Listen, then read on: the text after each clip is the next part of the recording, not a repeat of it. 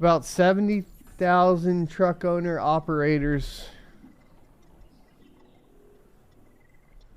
who form the bedrock of California's transport industry are in limbo as state-level labor rules start applying to them, creating another choke point and stress to U.S. supply chains. Almost a dozen truckers told Bloomberg News they're unsure how to comply with California's Assembly Bill 5, which requires workers satisfy a three-part test to be considered independent contractors or else be seen as employees entitled to job benefits. The trucking industry relies on contractors who, until now, have had flexibility to operate on their own terms and has fought to be exempt from the state regulations for years now. California truck owner operators must now comply with AB 5 and the Supreme Court after the Supreme Court on June 30th refused to review a case challenging the legislation that sets out the tests for employment status classification. The California Trucking Association, which brought that challenge, estimates the law may push thousands of independent truckers off the road while they take the necessary steps to comply with the new regulations. More than 70% of truckers serving some of the country's largest ports, including Los Angeles, Long Beach, and Oakland, are owner-operators, and AB 5 will govern their relationships with carriers, brokers, and shippers in most cases, according to the CTA. Quote, "We have never gotten any good answers from anyone official in California on how this is supposed to be enforced or how our members can comply," end quote, said Norita Taylor, the Director of Public Relations at the Owner-Operator Independent Drivers Association. Yeah, how do you get people to comply to that? So they're going to put fines in, is what the machinist is saying in Twitch chat, $5,000 to $25,000 fine for anyone found not in compliance. Look, people are just going to stop participating. Like, if you guys, like for real. So this is, it's weird. Like, I've been listening now on audiobook. I listened to it once, then I read it, and now I'm re-listening to it, and that's The Sovereign Individual. And one of the chapters talks about the agricultural revolution or whatever, and then basically what ended up happening is the state kept putting so much burden on the farmers and the peasants that the peasants just quit farming. Like, that's the position we're fucking in now. Like, we're literally in the position now where the truckers quit trucking, and you just have the state not be able to do anything because there's not going to be anybody doing it anymore. Everybody's just going to quit. It's stupid. The law comes into effect for truckers in the busiest months of the year as retailers stock up on back-to-school and holiday goods. At the same time, dock workers and railroad workers are currently negotiating contracts with their respective employers. Additional transportation snarls would only worsen pandemic-era supply chain chaos and add to inflationary pressures, threatening to slow economic growth. How much of this is by design? Like, I'm just curious. This denial couldn't have come at a worse time, said Eric Sauer, Senior Vice President for Government Affairs at the CTA. We're in peak harvest season. We're also in peak construction season, and this is the time for peak holiday imports coming into the ports. The Port of Long Beach is monitoring the trucking situation as AB 5 comes into effect.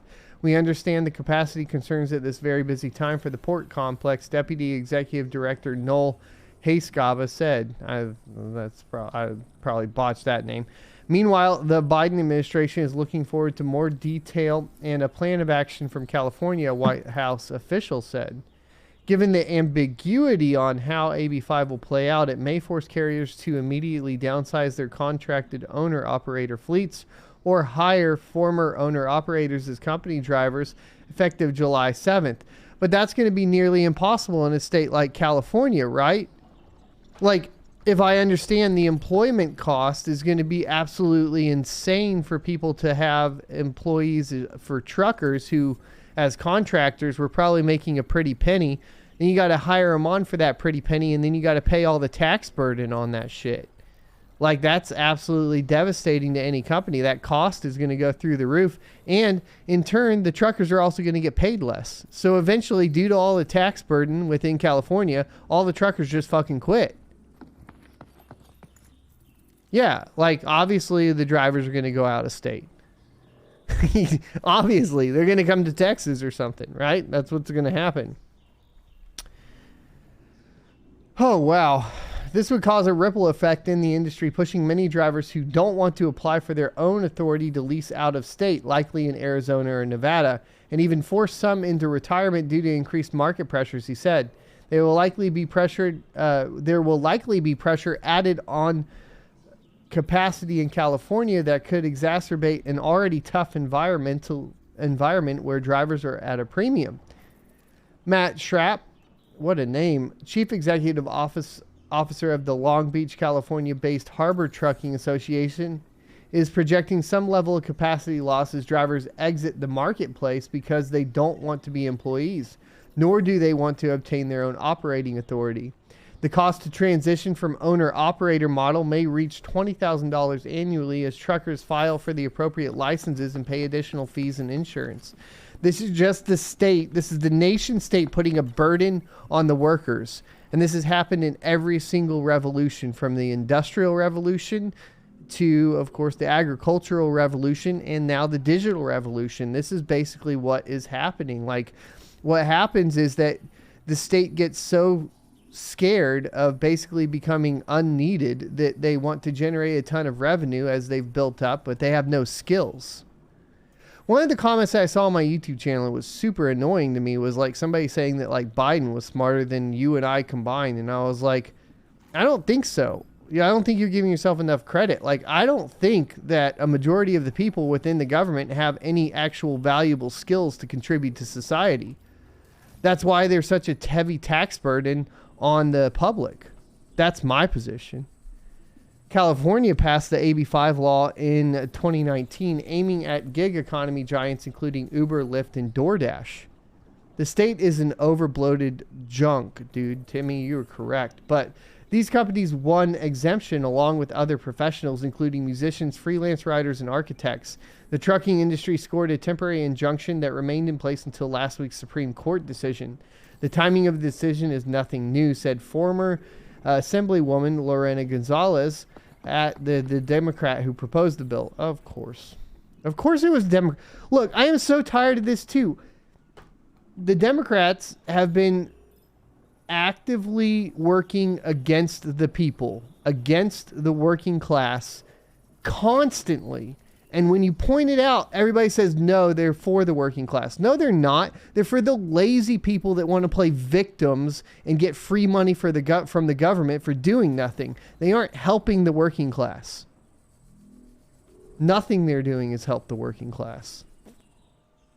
They've known for the last 2.5 years that it was equally possible that this injunction would not hold. This is not a shock. Still, some see in the law an opportunity to address long-standing pitfalls within the industry. The International Brotherhood of Teamsters, which represents about 1.2 million U.S. and Canada workers, mainly in trucking, says the law will avoid misclassification and will guarantee independent contractors are paid fair wages, benefits, and employee-related fees. No, this is just a way for you to filter it through yourself. This is a way for the state to filter some sort of revenue through their own system to protect them, when in fact they aren't protecting them at all. Because if you're a contractor, everybody knows that your fair wages, you can determine those. Truckers do not get paid poorly until recently, until stuff like this starts happening. Then they start getting paid poorly because there's a tax burden from the state on them. Over the last decade, the California Labor Commissioner found misclassification is rampant at our ports. Randy Kamek, president of Teamsters Joint Council 42, said in a statement, "The race to the bottom in trucking is going to end." Since 2012, the California Labor Commissioner's office issued about 500 decisions finding that port trucking companies had misclassified drivers, ordering them to pay over $50 million to these workers. We blame AB5 for everything that is a result of decades of deregulation in the trucking industry, Gonzalez said. This is a constant boogeyman. There's going to be this shift is going to happen, though, unfortunately. I have to tell you guys, like, this is the state trying to avoid irrelevance. This is, let me repeat that. This is the state trying to avoid irrelevance. Truckers in other states are looking closely at California as an example of what might come next for them, according to CTA Sauer. A lot of the laws and regulations that get adopted in California blow east, he said. Home to the second largest port complex in the U.S., New York and New Jersey failed to pass similar bills during the pandemic, but both states have since taken steps to regulate independent contractors. Other states, including Washington and Massachusetts, have also proposed labor regulation bills. It's, quote, sad to see people don't understand the severity of the situation, end quote, said Edison Villasis, president of Elizabeth, New Jersey-based Port Driver Association. If anything, all the confusion in California is a cautionary tale. It's a chain reaction and nobody is paying attention. Oh, dude, it's also just, I mean, I'm like tinfoil hat on, like, we have all this stuff going on with the farmers, the Dutch farmers that is basically going to be hitting the supply chain. We had the lockdowns, which are hitting, obviously, all the supply chain via China, who's the strongest on this.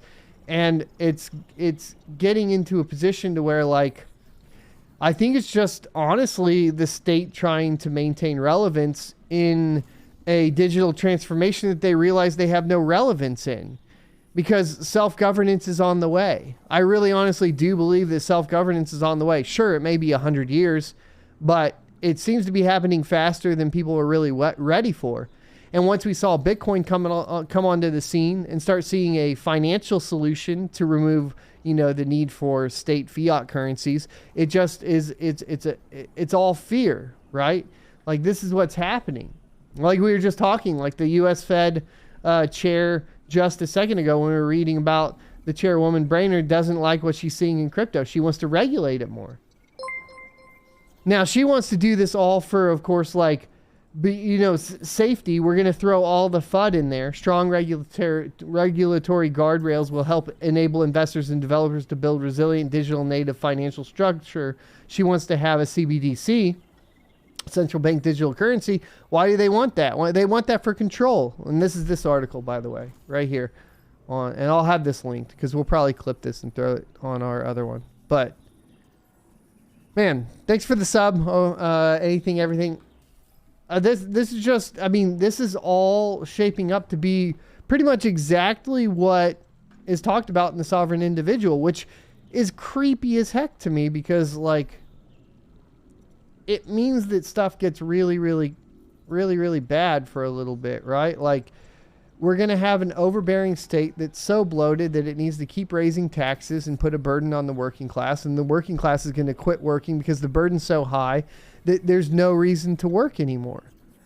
Like, it's essentially, and I'll go back to this, the class of people that they want to help out, right? As far as, like, when we see from the Democrats, is they want you to play the victim. They want you to basically sit at home, say, you know, oh, all of my troubles are due to capitalism and other people being in control of the finances, and I just need the government to take money from them and give it to me. They want everybody to just go home, put on their VR goggles and sit there and do nothing so that they can control every single finer point. And then these Georgia Guidestones that got deleted, we're already, like, talking about, obviously, like, decreasing the population so they can maintain this type of control. Because the fact is, at the end of the day, if we're being completely honest, it's impossible for the state to control 7 billion people when it pertains to things like the digital landscape.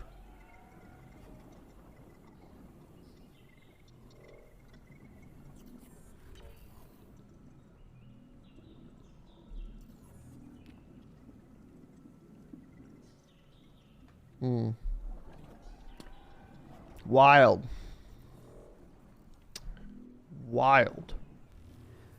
They're going to become such a heavy burden on the working class that the working class will stop working.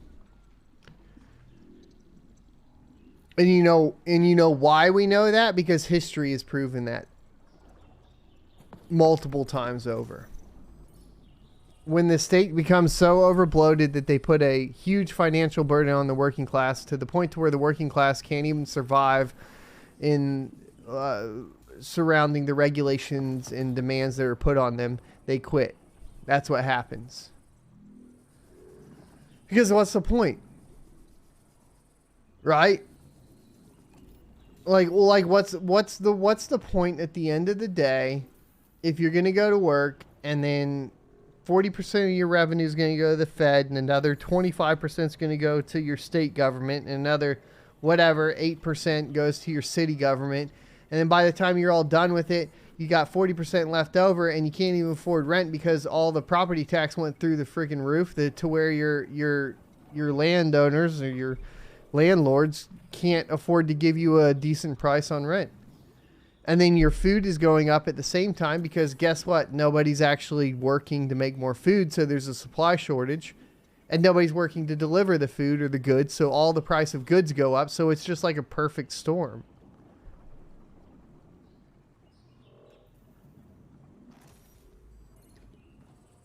What's going to happen is everybody will quit participating within the fiat system. That's what's going to happen. Machine says Amazon has a big container fleet now. I mean, like, yeah, we could get into that entire theory of like big corporations completely taking over. Right?